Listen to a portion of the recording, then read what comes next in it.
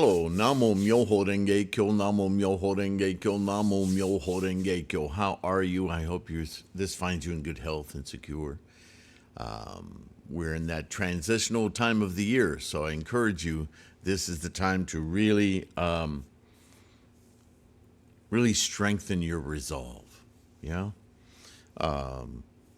savor your practice, right? And as we bring in a new year, let's use this time, this calendar, to reaffirm our confidence and our resolve in our practice. To start yet another calendar phase in our lives with determination for success in our lives, to manifest all our potential unreservedly, without obstacles, and to overcome any obstacles that may arise with that same strong spirit. Yeah? All right. Interestingly enough, that dovetails right into this new chapter we're starting in this translation of Leon Hurvitz's scholarship of the Lotus Sutra, with the Bestowal of Prophecies, the setting of goals, really. We have so far in this reading of the Lotus Sutra discussed expedient means, right? Skillful devices, whatever combination of those words you want to use. Basically, teaching and storytelling and parables and words and phrases that are meant to address people where they are in life, to encourage them to take the next steps, to evolve further. But from the get-go, this sutra has been presented as it's not all that anymore. This specifically is, let's just do it. I've been telling you it's inherent. I've been telling you that it's something to aspire to. But now I'm telling you that aspiration isn't needed so much as simply instantiating it, doing it. So what's the difference? Have I been lying to you? Have I been teasing you? No, I've just been giving you what you're ready to hear. And some of you are more ready than others. Does that mean you're better or lesser beings? No, it just means that in order to fully appreciate the level of enlightenment that you can attain, you have to prepare your own mind for it. That's why it's called a path. Otherwise, it would just be attaining the destination. Yes? And that's what we're going to do with the Lotus Sutra. We're simply going to attain the destination. The path is a bodhisattva preoccupation. The path is how we course in the world, how we live our lives in samsara, while attaining, awakening that maximal potential, that Buddha awareness, clarity. So the path, the definition of the path changes a bit here. But this is a big paradigm shift with the Lotus. And so now that he's been more and more, and the multitude, the crowd, the audience, the assembly, with progressively higher achievements of study, right, from the four-fold assembly to the Shravakas, to Pratyeka Buddhas, to Arhat, now talking to bodhisattvas who've been training as bodhisattvas. Mahakashyapa realizes, oh my goodness, now I understand. We've been training hard, thinking that we could achieve such and such, but such and such wasn't the maximal potential we have. We just sort of set that limitation on ourselves simply by our natures. And now that you open up this door to perfect, complete enlightenment, and you say, we're all capable of reaching that enlightenment, awakening, it makes perfect sense. So no, we don't see you as a great liar or holding anything back. We see it as ourselves holding ourselves back. So we're ready. We get it, right? So now in this chapter, Shakyamuni is going to take that lead, if you will, from Mahakashyapa and those senior disciples and make predictions. You will attain this. You will attain that. At talking to different groups at different levels, saying basically the same thing. So this is also known as the encouragement. Yes? So without further ado, let's get into it.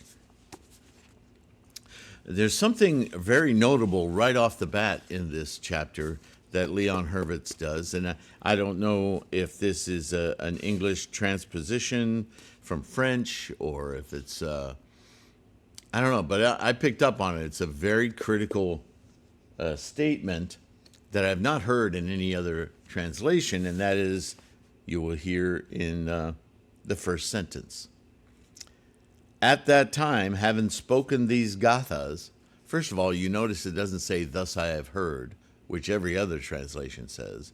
So that's maybe a convention of a more modern translation. Whatever. That's not the part I want to call your attention to. The world-honored one addressed the great multitude, proclaiming words like these.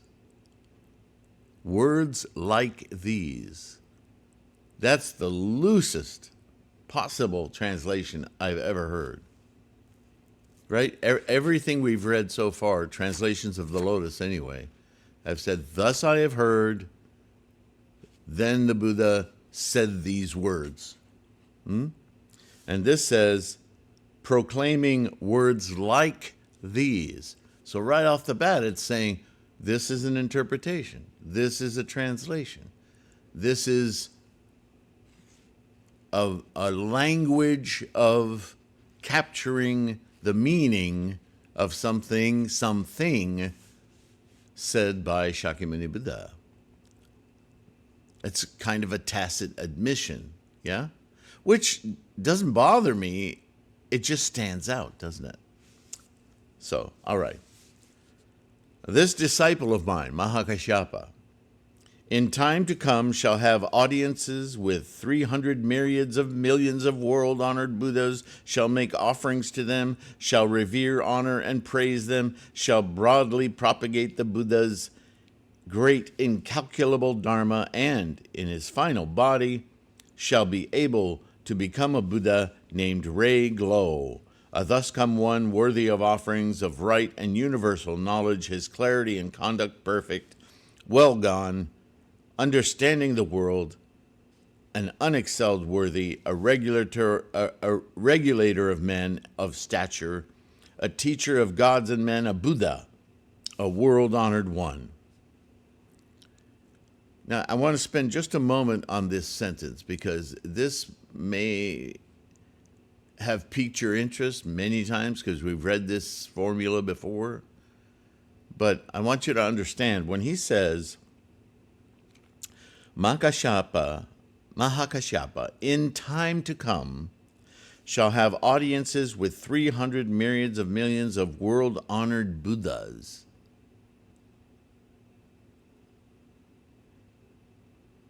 Are you thinking about that? It's like, which Buddhas is he talking to and why? Well, that's you and I. That's every sentient mind on the planet. That's every sentient mind in the cosmos. The inference in that statement, in this translation, but in that statement, is that Mahakashyapa, as a Bodhisattva Mahasattva, who understands the Buddha way, how to penetrate the Buddha mind, will, in essence, be communicating with other beings, other sentient beings, whatever their level of study. When we address as bodhisattvas people who are either completely ignorant of Buddhism or starting out in Buddhism, or Buddhist friends and like-minded other bodhisattvas, other people learning, whatever stage they're at, when we address them, we will be speaking with them, we will be influencing them, we will be in their presence of their Buddha-ness. Let that sink in.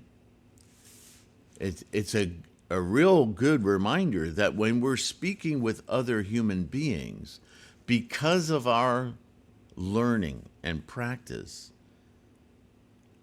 we are not talking to, there's no hierarchy here. Once you understand Buddha-ness, even if you're not coursing in it every moment of the day, but you're learned in it, you're chanting, you're awakening your Buddha nature, even if you're not in your best of moods or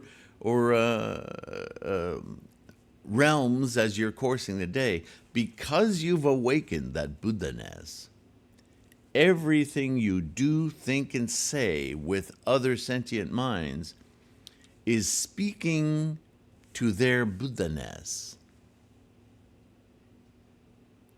And this is why I've said before, we should treat everyone we meet as potential Buddha.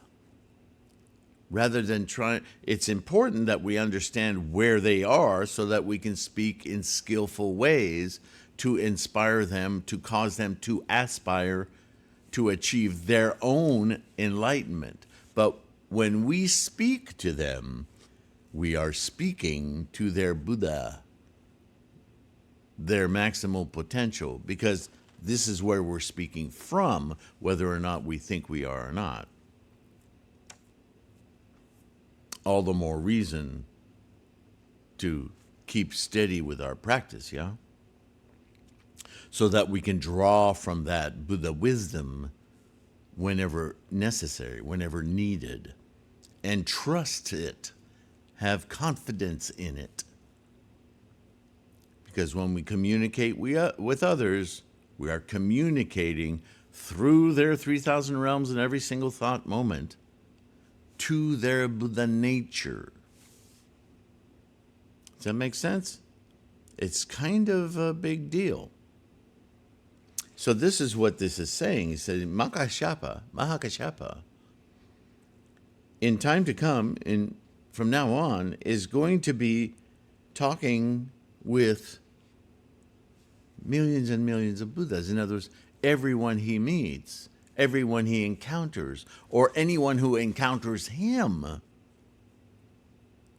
will be encountering via their Buddha radar, their Buddha mind, whether they're aware of it or not. The onus, though, is on Mahakashapa. It's on you and it's on me, right? I'm coursing the world with this responsibility.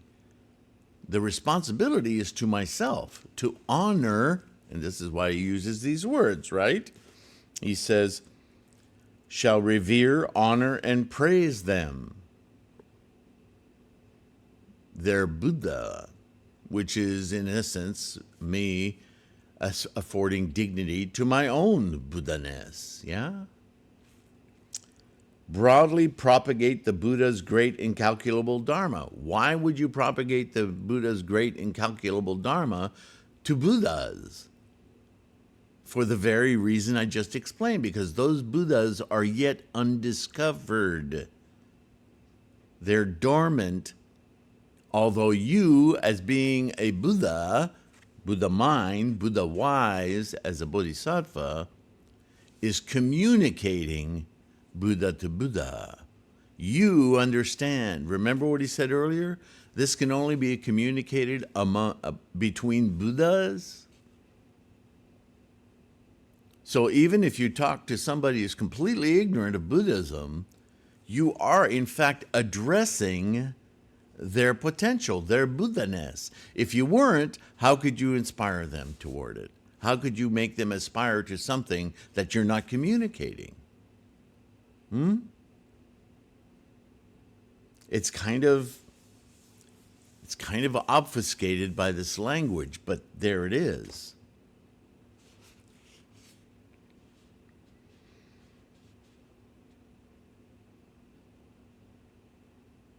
His realm shall be named Glow Power.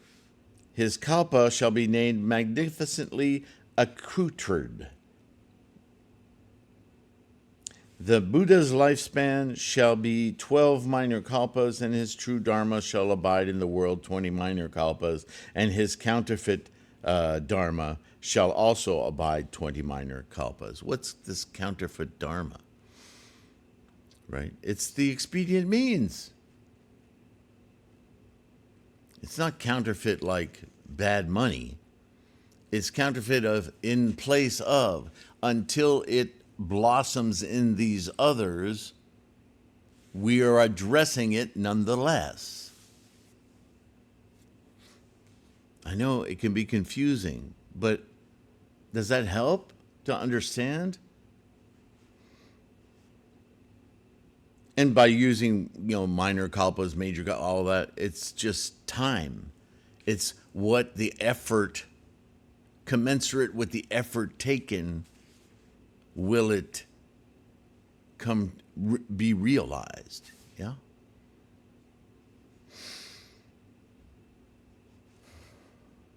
The territories of his realm shall be well adorned, having no filth or evil, no tiles or pebbles, no thorns or thistles, no excrement or other impurities. Its soil shall be flat and even, having no high or low, no hills, no crevices. It shall have Vayadurya for earth, and jeweled tree rows with cords made of gold. We've heard this before, right? In other words, your life condition as you course as a bodhisattva, witnessing all those who encounter you and that you encounter as fellow Buddhas,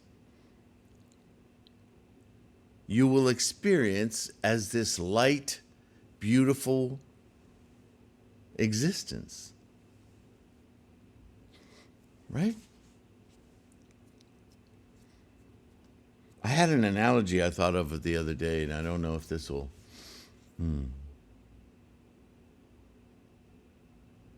As far as teaching others and seeing them as Buddhas, when they clearly have not realized it for themselves yet. Because that's the only way that'll happen. I thought of The Wizard of Oz. Do you remember that movie? Little girl, they follow the yellow brick road to go to the Emerald City. Right? The yellow brick road, it's a path. The Emerald City may have many paths that go to it, but Dorothy's path was the yellow brick road. And she learned some things along the way, right? The straw man, the tin man, so on. The lion. And when they got to the Emerald City, for all of its wonder and everything, they learned that the power wasn't in the Emerald City. That was just a guise, right? The guy behind the curtain. That was just a goal set, an aspiration set. And that ultimately, when that potential for Dorothy came about, she awakened in her own bed in her home on the farm. She'd never left. And I thought, isn't that a kind of a poetic analogy for our Buddha-ness? That wonderful, beautiful thing has always been there. What Dorothy needed to do was change her attitude and therefore her intent. instead of being miserable about her circumstance, she could have super deep appreciation for her mother and her aunt and the farm and everything. It changed her life, but she changed her life. Yeah? Not the man behind the curtain. So you could say the man behind the curtain was counterfeit Dharma. Only so that to the point where she could identify it as her own potential. Kind of neat. I thought that was pretty good. If you haven't seen that movie, I recommend it. It's an old story, but it's still very well told. So it's all about your life condition. How you see the world is everything. With cords made of gold shall its highways be bordered. It shall be everywhere clean and pure, with jeweled flowers scattered about. It's a matter of how you experience your samsaric life through the lens of Buddha. The bodhisattvas of that realm shall exist in incalculable thousands of millions. In other words, everyone becomes your ally. And if not, they just leave your environment. They're not obstacles, right? They're either bodhisattvas or they're not there. Mara shall have no business there. There you have it. Though Mara and the subjects of Mara shall be there, they shall all protect the Buddha Dharma. So nothing changes except attitude and intent. It's beautiful.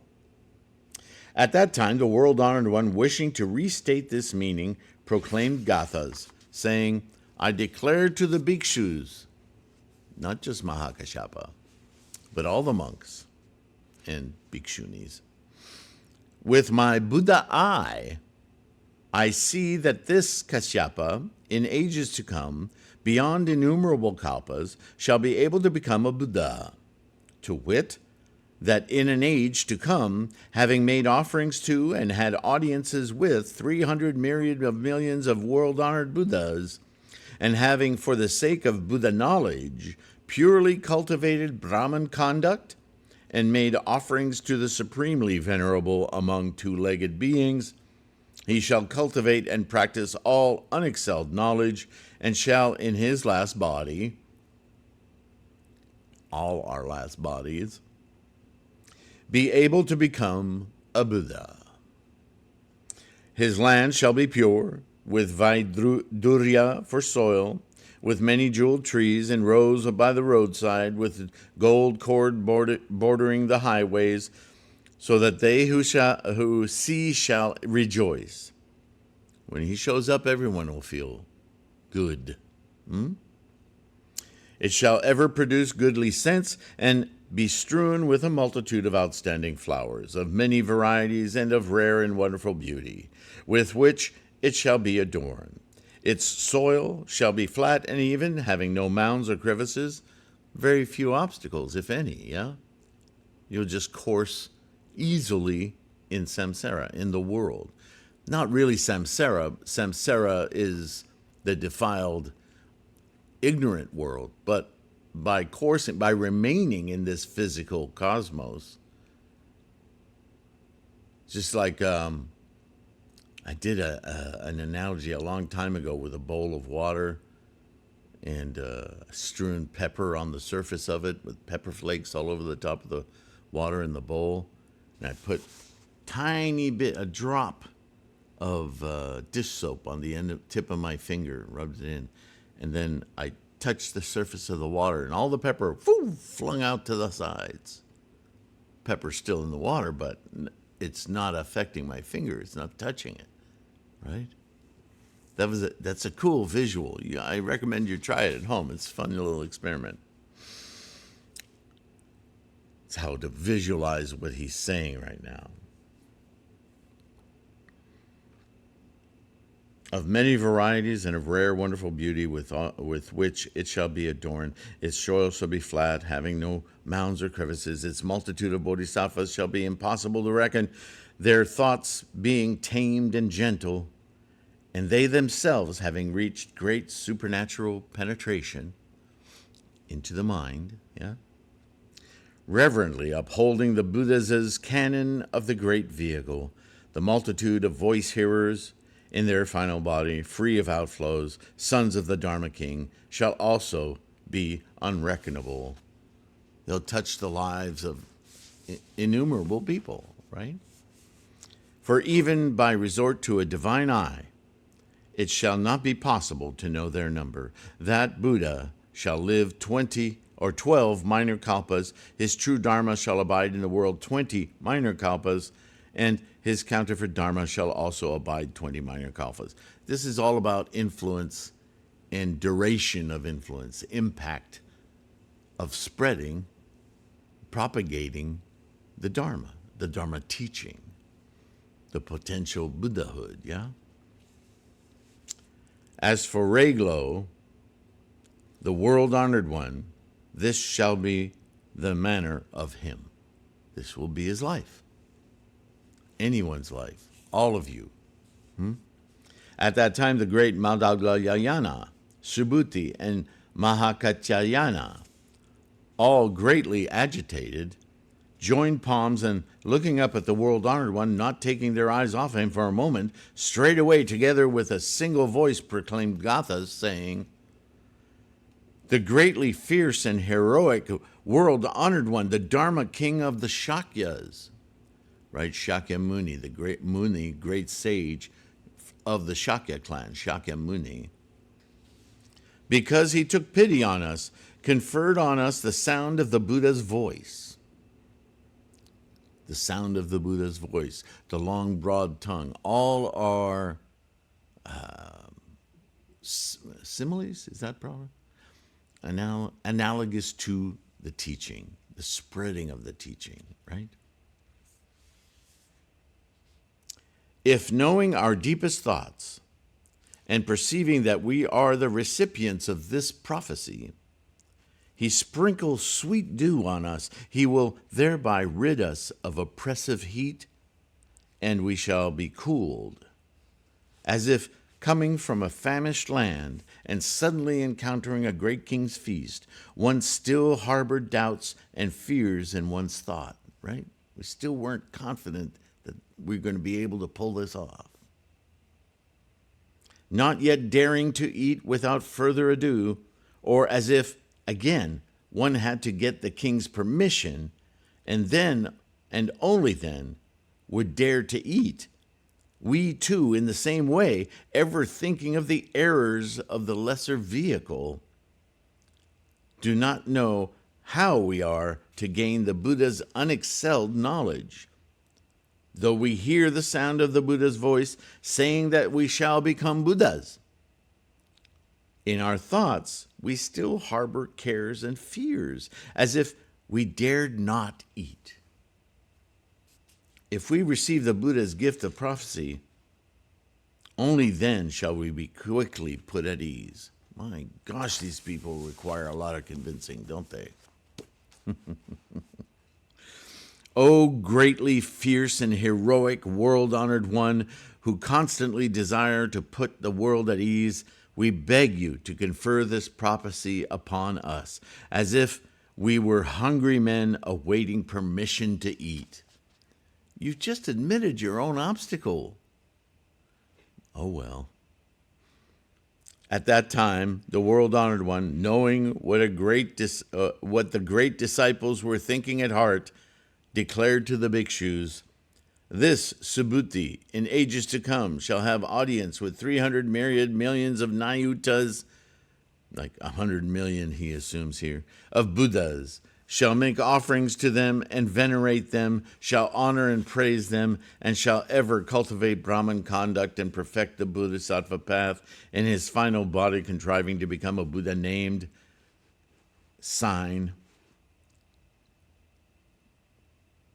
name sign or moon sign, Thus come one worthy of offerings of right universal knowledge. So, again, this is instruction on how we should conduct our lives as bodhisattvas. Seeing others and venerate them, honor them, praise them, and our own conduct should be elevated like a Brahmin.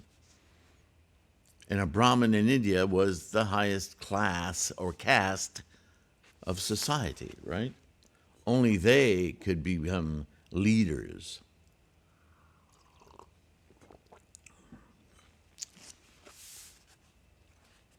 Again, the Lotus Sutra is instruction on how to accomplish coursing in the world as a bodhisattva. Plain and simple. The soil should be decorated. Experience your life with amazement and appreciation. And 20 minor kalpas, 20 blah, blah, blah, blah, blah, on and on and on. I'm curious to see.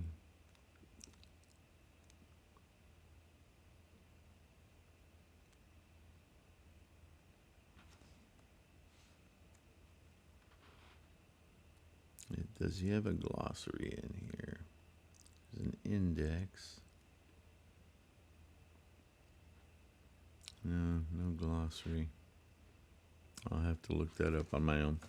Anyway, sorry about that. The Buddha shall ever dwell in empty space, preaching the Dharma for the multitudes, saving incalculable bodhisattvas and multitudes of voice hearers. The Buddha shall ever dwell in empty space.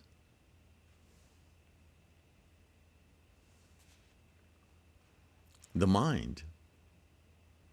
The mind is an emergent property of our physical being, isn't it? And the mind is like empty space. It's just awareness, consciousness of energy, and the momentum of energies, the engine of life. I don't have the book here, but anyway. He uses that analogy a lot because it's ever present, Buddha. At that time, the world honored one, wishing to restate this meaning, proclaimed Gatha, saying, O multitude of bhikshus, I now inform you, you must all single-mindedly listen to what I say.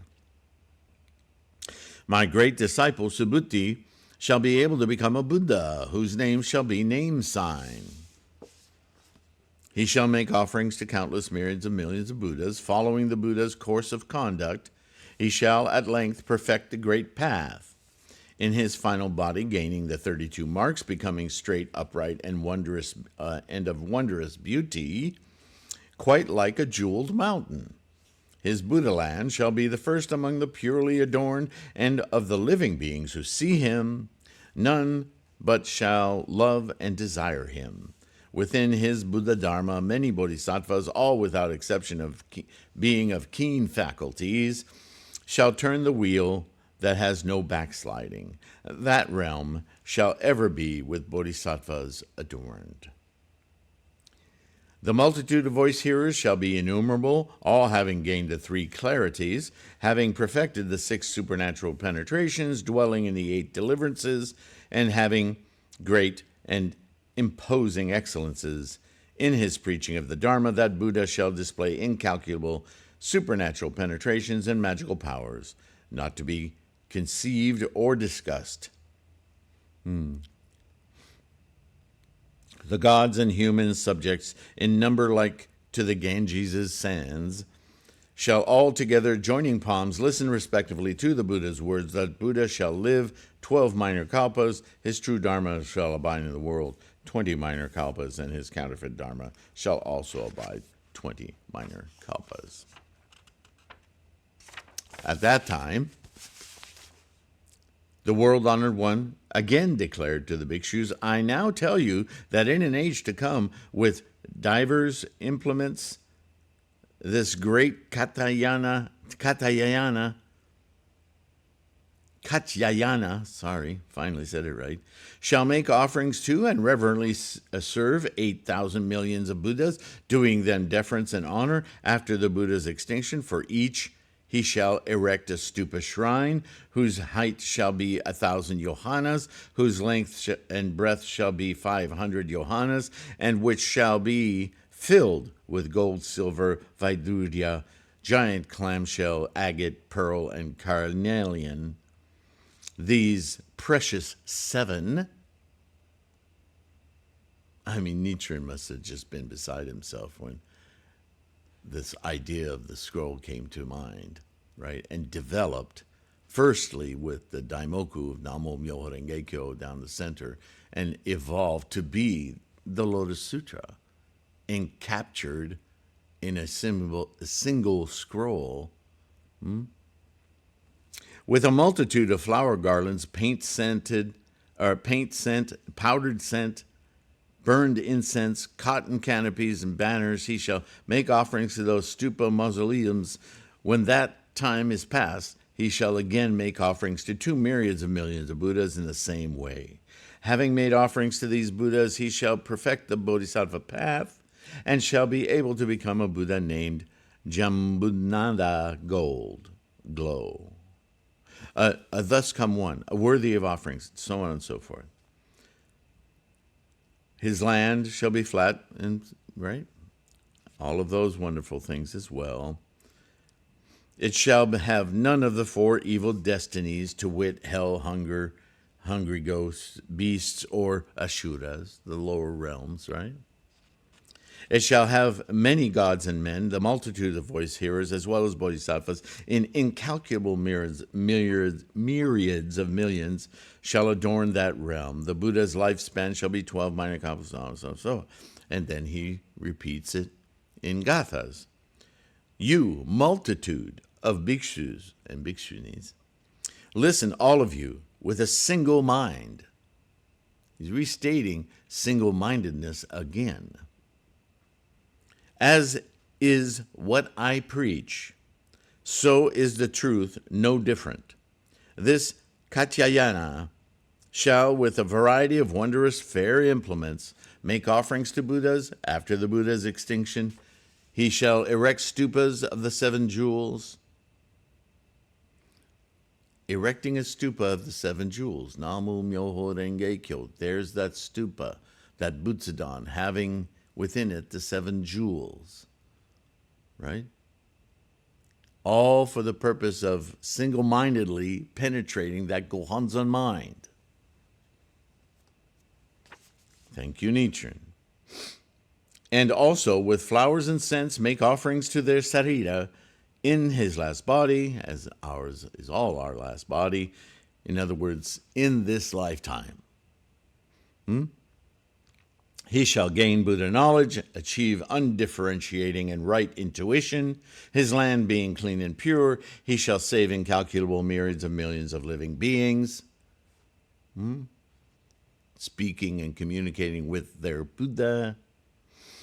From all of whom, from all 10 sides, he shall receive offerings. That Buddha's radiance none shall be able to exceed.